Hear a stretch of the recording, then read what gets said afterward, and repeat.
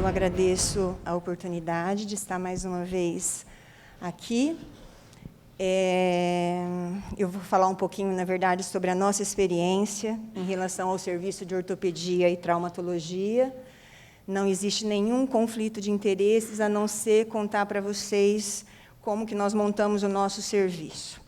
Em 2004, a CCIH começou a acompanhar o serviço de ortopedia e traumatologia, e eu tomei a liberdade, ali sentadinha, de escrever algumas coisas que nós fazemos para vocês entenderem a justificativa dessa aula. Nós iniciamos, em 2004, com singelas visitas semanais para conhecer o serviço, montamos uma visita multidisciplinar, com alta qualificada, com serviço social, uma própria enfermeira do serviço de ortopedia, mais a enfermeira do serviço de controle de infecção hospitalar, a residência de infectologia associada, e começamos o trabalho. Nós temos um BIP diário, que funciona sábado e domingo, inclusive para discussão de casos e liberação também de antibiótico-terapia, de segunda a sexta-feira.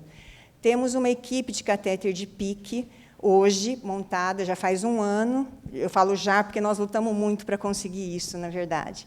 Nós temos uma equipe de catéter de PIC, devido à dificuldade de tratamento, muitas vezes no uso parenteral desses antibióticos, onde o paciente recebe, então, uma alta qualificada e mais rapidamente, e retorna no meu ambulatório de pós-operatório a cada 15 dias, e, caso seja necessário, ele recebe um folder onde ele pode retornar qualquer dia da semana, se houver complicações durante esse tratamento. Fizemos, como é obrigação de todo o controle de infecção hospitalar, todos os protocolos de profilaxia, de tratamento, de métodos diagnósticos microbiológicos em relação ao diagnóstico de osteomielite. Disso tudo, tivemos, graças a Deus, já algumas publicações. Saiu o meu doutorado nisso, junto ao Mauro Salles, em São Paulo, frente à osteomielite pós-traumática. Estamos terminando agora um mestrado de uma enfermeira. E aí, depois de tudo que eu disse para vocês, eu tenho esse cenário. Eu tenho esse cenário de 15 anos de trabalho, de infecções peripróteses. E o nosso objetivo, na verdade, é não chegar a essa amputação.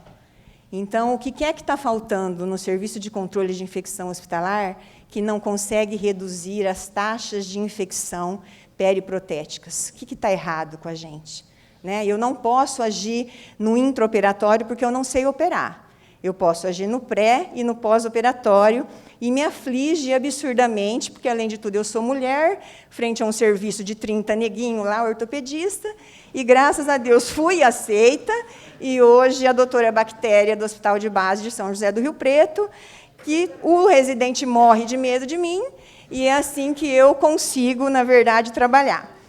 Então, perante essa tragédia grega que vocês estão vendo aqui, que é a minha realidade de 2 hospitais, vamos estudar, então, a artroplastia, que é um procedimento excelente, que melhora muito a qualidade de vida, mas que pode gerar também várias complicações, entre elas a nossa infecção periprotética, que pode levar desde a perda da prótese até casos de amputação e de artrodeses de articulações relacionadas a isso. Os principais patógenos envolvidos são patógenos de pele, Staphylococcus aureus, Staphylococcus coagulase negativo. E vamos estudar, então, o nosso pré-operatório para saber o que o serviço de controle pode fazer. Então, até onde a colonização por Staphylococcus aureus é importante no paciente que vai receber um implante. Lembrando das infecções por biofilme, que, na verdade, são o nosso principal cenário. A colonização por Staphylococcus aureus pode causar infecções graves, fatais. A prevalência de Staphylococcus meticilino resistente, ela pode variar em diversas populações, até 7%, e a prevalência nosocomial dessa publicação é de 1,7%. E, lógico, que se eu tiver a colonização por patógenos multiresistentes, o risco de infecção aumenta ainda mais, podendo levar até a 30% de admissões desses casos de colonização. Os principais sítios de colonização bacteriana são a nossa pele, as narinas anteriores, a virilha, a garganta e a urina. Então, vamos tentar estudar sobre isso, né? Esse artigo, o que ele fez? Ele fez um estudo prospectivo para avaliar a prevalência de colonização por Staphylococcus aureus e se vale a pena fazer alguma coisa para isso, como prevenção de infecção periprótese. Então, o que ele fez? Um programa de descolonização de candidatos a artroplastias de joelho e de quadril de 2014 a 2016, estudando a cultura de amostras de urina e suave de virilha, nariz e garganta. E nessas culturas, então, eles iam ver se positivas, eles iam fazer a descolonização nasal com mupirocina, pomada, o banho com clorexidina e degermante, e quando houvesse infecção urinária sintomática, ela seria tratada. É ridículo eu falar infecção urinária sintomática, porque se tem infecção é porque tem sintoma. Porém, os artigos eles colocam muito esse termo, e, na verdade, a gente tem que discernir entre bacteriúria sintomática e infecção urinária. Então, tratar a infecção urinária quando diagnosticada no pré-operatório. Avaliaram os custos dessa colonização, inclusive com visitas, testes laboratoriais e dos tratamentos, para ver se realmente valia a pena fazer, então, esse trabalho pré-operatório. De todos esses pacientes, 47 pacientes estavam colonizados, 2,8%, por Staphylococcus aureus, sendo 43 sensíveis à meticilina e 4 resistentes à meticilina, que é, na verdade, a nossa oxacilina. Dos sítios colonizados, o mais importante foram as narinas anteriores, 15,9%, 16%. Então, será que não vale a pena a gente fazer esse screening, essa triagem, e fazer uma descolonização associada a isso? Se eu for ver o tratamento de uma infecção de prótese ortopédica, gira em torno de $20 mil. E, com a descolonização, com esse programa, ocorre uma diminuição do risco de infecção por Staphylococcus aureus de 30% a 50% dos casos. É muita coisa, principalmente se você for o infectado, se você tiver essa infecção. E aí eles analisaram o custo-efetividade da descolonização usando o gasto total desse paciente sobre o número de casos positivos. Se a minha prevalência de infecção por prótese ortopédica chega até 7%, que é extremamente alta, gente, e eu pegar essa prevalência e tiver a redução de um caso de infecção de prótese a cada 100 pacientes, eu tenho um custo efetivo muito grande aqui se eu fizer a descolonização. Então, a descolonização reduziria aproximadamente 80% dos custos desse paciente. Tá, então, eu falei de Staphylococcus aureus colonização. E urina? O que é que a gente faz com os nossos pacientes acima de 60 anos, prostáticos, mulheres idosas, diabéticos, que apresentam presença de patógenos, de enterobactérias na urina? O que fazer com esse resultado positivo que o ortopedista gosta tanto de tratar antes da cirurgia? Vale a pena tratar? E quando tratar? Então, esse artigo de revisão foi analisar a relação entre a infecção urinária e a prótese, no seguinte sentido: a infecção urinária aumenta o risco de infecção periprótese, de prótese ortopédica? É isso que ele foi analisar nesse artigo de revisão. Por que ele fez isso? Porque a prevalência de infecção urinária nas mulheres no pré-operatório pode girar em torno de 5% a 36%. Porém, é controverso se essa infecção urinária aumenta o risco de infecção. A incidência desse trabalho dei risada nesse 1%, né? Incidência de infecção de prótese ortopédica 1%, sendo que no Brasil isso é muito mais alto. Vocês vão ver os meus dados, que a gente tem coragem de mostrar, né? Porém, existem focos à distância que geram bacteremia transitória e podem causar infecção periprotética. E a urina é um foco desse à distância, ele tem que ser considerado. Dentre eles, em 13% das infecções periprotéticas, eu posso imaginar, supor que a infecção urinária foi a causa de bacteremia transitória nesses casos, principalmente após um ano, na verdade, não na infecção precoce, mas na infecção já intermediária ou tardia. E a bacteriúria assintomática, que é a presença daquela bactéria que tanto o urologista como o ortopedista quer muito tratar, e o paciente não tem sintoma, e a bacteriúria permanece ali, ela não tem relação com infecção de periprotética, ela vai aumentar com a idade e o sexo, e as mulheres chegam a ter uma prevalência até 20% maior com o envelhecimento. Então, nós temos que saber sobre isso. Tá? Então, a infecção urinária foi considerada um fator de risco para a infecção de prótese ortopédica, deve ser tratada, sim, pelo risco de bacteremia transitória. Isso não envolve a bacteriúria assintomática, tá? Porque ela não predispõe à infecção. Então, não se deve fazer urocultura no ambulatório de pré-operatório de artroplastias, certo? Nesse artigo de revisão, eles foram perguntar para esse monte aí de pesquisadores que vocês estão tendo o que eles acham sobre isso. Então, o que é que esse artigo mostra? Que a maioria concorda que você deve fazer um exame de urina desde que o paciente tenha sintomas, mas não no paciente assintomático, que não tem benefício nenhum a bacteriúria ser tratada previamente à artroplastia. E, realmente, é tudo isso que eu falei para vocês. A maioria dos estudos foi realizado com análise de urina e não urocultura. E as alterações da análise de urina não sugerem infecção urinária, não tem sugestão forte o suficiente para chegar ao diagnóstico de infecção urinária e não mudaram o prognóstico quando eles chegaram a analisar as taxas de infecção. Na cirurgia eletiva, não se deve, então, realizar o exame de urina no paciente assintomático, somente no paciente sintomático para a infecção urinária, colhe-se, então, urocultura. E aí, trata-se ou não a infecção urinária antes da cirurgia? Trata-se, sim. Por quê? Porque pode haver esse risco de bacteriúria, de bacteremia transitória. Tá. Então, o que é que a gente fez? Nós criamos, em 2016, um ambulatório de pré-artroplastia total eletiva para joelho e quadril, e, pasmem-se, eu atendo o paciente na sala do serviço de controle de infecção hospitalar. Eu e a residente da infectologia. Por quê? Porque eu tenho tudo ali. Tudo que eu precisar meu está ali, eu tenho o meu banco de dados, eu tenho a minha enfermeira, eu tenho um laboratório de urgência se eu precisar, fica muito mais fácil para eu continuar o meu trabalho depois.